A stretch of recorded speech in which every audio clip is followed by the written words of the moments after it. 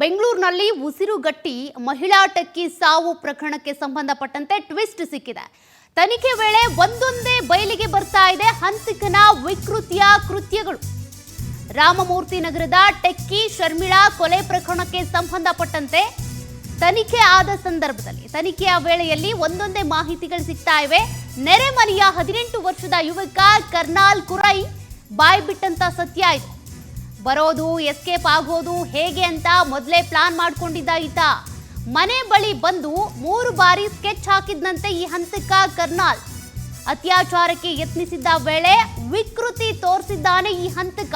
ಹಾಗಾದ್ರೆ ಈ ಹಂತಕ ಕರ್ನಾಲ್ ಖುರೈ ಇನ್ನು ಏನೆಲ್ಲ ವಿಚಾರಗಳನ್ನ ಬಾಯಿ ಬಿಟ್ಟಿದ್ದಾನೆ? ತನಿಖೆಯ ಸಂದರ್ಭದಲ್ಲಿ ಪೊಲೀಸರು ಬಾಯಿ ಬಿಡಿಸಿದ್ದಾರೆ. 18 ವರ್ಷದವನಿತ್ತು, ಜೊತೆಗೆ ಆಕೆ 35 ವರ್ಷದವಳು.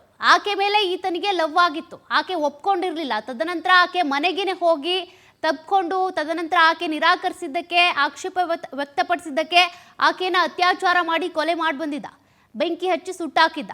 ಈ ಪ್ರಕರಣಕ್ಕೆ ಸಂಬಂಧಪಟ್ಟಂತೆ ಅಪ್ಡೇಟ್ ಸಿಗ್ತಾ ಇದೆ. ಸೈಡ್ ಡೋರ್ ಓಪನ್ ಮಾಡಿ ಹಿಂಬದಿಯಿಂದ ಬಂದು ಹಿಡ್ಕೊಂಡಿದ್ದ.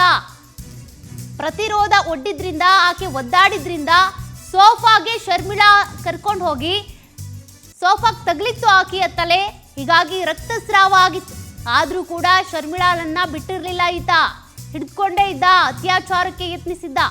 ಈ ವೇಳೆ 2 ಕೈಯಿಂದ ಕತ್ತು ಹಿಸುಕಿ ಕೊಲೆ ಮಾಡಿದ್ದಂತ ಹಂತಕ ಬಳಿಕ ತಾನೇ ಯುವತಿ ಬಟ್ಟೆ ಬಿಚ್ಚಿ ಅದೇ ಬಟ್ಟೆಯಿಂದ ರಕ್ತ ಒರೆಸಿದ್ದ. ನಂತರ ಕಬೋರ್ಡ್ನಲ್ಲಿದ್ದಂತ ಬಟ್ಟೆ ತಂದು ತಾನೇ ಯುವತಿಗೆ ಬಟ್ಟೆ ಹಾಕಿದ್ದ. ಯುವತಿಯನ್ನ ಅಂಗಾತ ಮಲಗಿಸಿ ಅನುಮಾನ ಬರದೇ ಇರೋ ರೀತಿಯಾಗಿ ಅಲ್ಲಿಂದ ಎಸ್ಕೇಪ್ ಆಗಿದ್ದ. ಟಾಪ್ ಸೇರಿದಂತೆ ಬಟ್ಟೆಗಳನ್ನ ಮಂಚದ ಮೇಲಿಟ್ಟು ಟಿಶ್ಯೂಗೆ ಬೆಂಕಿ ಹಚ್ಚಿದ್ದ. ಪ್ಯಾಂಟ್ ಮಿಸ್ ಆಗಿದ್ದು ಪಕ್ಕದ ಮನೆಯ ಮರದ ಮೇಲೆ ಎಸೆದ್ಬಿಟ್ಟಿದ್ದ. ಜೊತೆಗೆ ಯುವತಿ ಫೋನ್ ಕೂಡ ತೆಗೆದುಕೊಂಡು ಎಸ್ಕೇಪ್ ಆಗಿದ್ದ. ನೋಡಿ ಎಷ್ಟೆಲ್ಲ ಬಾಯ್ ಬಿಟ್ಟಿದ್ದಾನೆ. ಅದೆಲ್ಲವೂ ಕೂಡ ಪ್ಲಾನ್ ಗೊತ್ತಾಗ್ತಾ ಇದೆ. ಮೊಬೈಲ್ ತೆಗೆದುಕೊಂಡು ಸ್ವಿಚ್ ಆಫ್ ಮಾಡಿ ಡಿಸ್ಟ್ರಾಯ್ ಮಾಡಿಸಿದ್ದ. ಇಷ್ಟೆಲ್ಲ ಆದ್ರೂ ಕೂಡ ಪೊಲೀಸರಿಗೆ ಸಿಗ್ತಾನೆ ಇಲ್ಲ ಪ್ರಮುಖವಾದಂತ ಸಾಕ್ಷ್ಯ.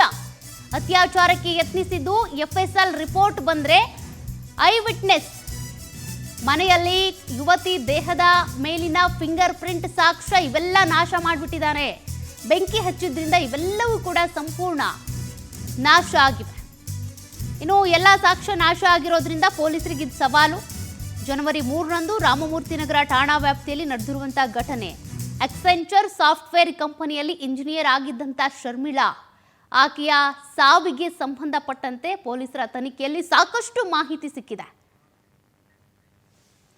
ಮತ್ತಷ್ಟು ಡೀಟೇಲ್ಸ್ ಕೊಡ್ತಾರೆ ಪ್ರತಿನಿಧಿ ವೆಂಕಟೇಶ್. ಶರ್ಮಿಳಾ ಸಾವಿಗೆ ಸಂಬಂಧಪಟ್ಟಂತೆ ತನಿಖೆಯ ಸಂದರ್ಭದಲ್ಲಿ ಅನೇಕ ವಿಚಾರಗಳು ಗೊತ್ತಾಗಿವೆ. ಬಟ್ ಈಗ ಐ ವಿಟ್ನೆಸ್ ಅಥವಾ ಈತನ ವಿರುದ್ಧ ಪ್ರಬಲವಾದಂತ ಸಾಕ್ಷಿಗಳು ಸಿಕ್ಕಿಲ್ಲ ಎನ್ನಲಾಗ್ತಿದೆ. ಏನ್ ಅಪ್ಡೇಟ್ ಇದೆ?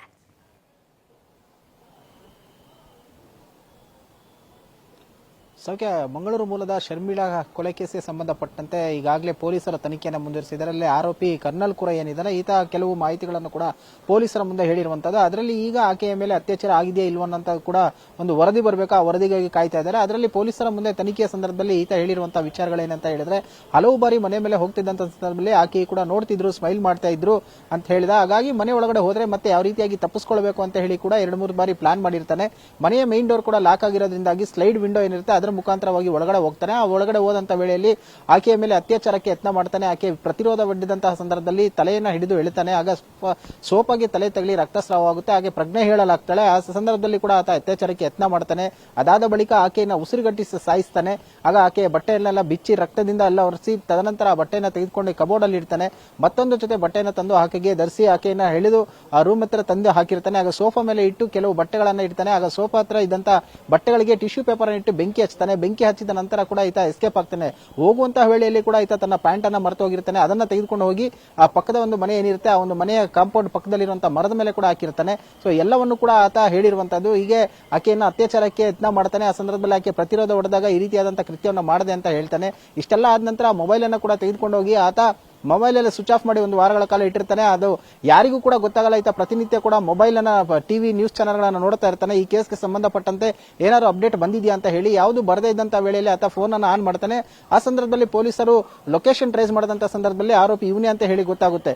ಇದೆಲ್ಲ ಆದ ನಂತರ ಪೊಲೀಸರಿಗೂ ಕೂಡ ಸವಾಲಾಗುತ್ತೆ. ಸಾಕ್ಷಿಗಳನ್ನ ಕಲೆ ಹಾಕಬೇಕು ಅಂತ ಹೇಳಿ ಮನೆ ಒಳಗಡೆ ಹೋಗಿ ನೋಡುವಂತ ವೇಳೆಯಲ್ಲಿ ಆತ ಓಡಾಡಿರೋದಕ್ಕೆ ಅಥವಾ ಫಿಂಗರ್ ಪ್ರಿಂಟ್ ಏನಿರುತ್ತೆ ಅದನ್ನೆಲ್ಲವೂ ಪರೀಕ್ಷೆ ಮಾಡಿದಂತ ವೇಳೆಯಲ್ಲಿ ಆಗಾಗಲೇ ಬೆಂಕಿ ಇಟ್ಟಿರೋದ್ರಿಂದಾಗಿ ಆತನ ಫಿಂಗರ್ ಪ್ರಿಂಟ್ಗಳು ಕೂಡ ಯಾವುದೂ ಸಿಕ್ಕಿರೋದಿಲ್ಲ ಪೊಲೀಸರಿಗೆ ಈಗಲೂ ಕೂಡ. ಹಾಗಾಗಿ ಅವು ಕೂಡ ಒಂದು ಸಾಕ್ಷ್ಯಗಳನ್ನ ಕಲೆ ಹಾಕೋದಕ್ಕೆ ಪೊಲೀಸರಿಗೆ ಈಗ ಸವಾಲಾಗಿದೆ. ಸದ್ಯ ಆರೋಪಿಯಿಂದ ಕೆಲವು ಹೇಳಿಕೆಗಳನ್ನು ಕೂಡ ಪಡೆದುಕೊಂಡಿದ್ದಾರೆ. ಈಗ ಕೆಲವು ಪೋಸ್ಟ್ ಮಾರ್ಟಮ್ ರಿಪೋರ್ಟ್ ಸೇರಿದಂತೆ FSL ವರದಿ ಕೂಡ ಬರಬೇಕು, ಆಕೆಯ ಮೇಲೆ ಅತ್ಯಾಚಾರ ಆಗಿದೆಯಾ ಇಲ್ವಾ ಅಂತ ಹೇಳಿ. ಆದ್ರೆ ಈತ ಲೈಂಗಿಕ ದೌರ್ಜನ್ಯ ಎಸಗಿ ಕೊಲೆ ಮಾಡಿರುವಂತಹದ್ದು ಕೂಡ ಒಪ್ಕೊಂಡಿರುವಂತಹದ್ದು. ಸೌಖ್ಯ. ಥ್ಯಾಂಕ್ ಯು ವೆಂಕಟೇಶ್ ಮಾಹಿತಿಗೆ.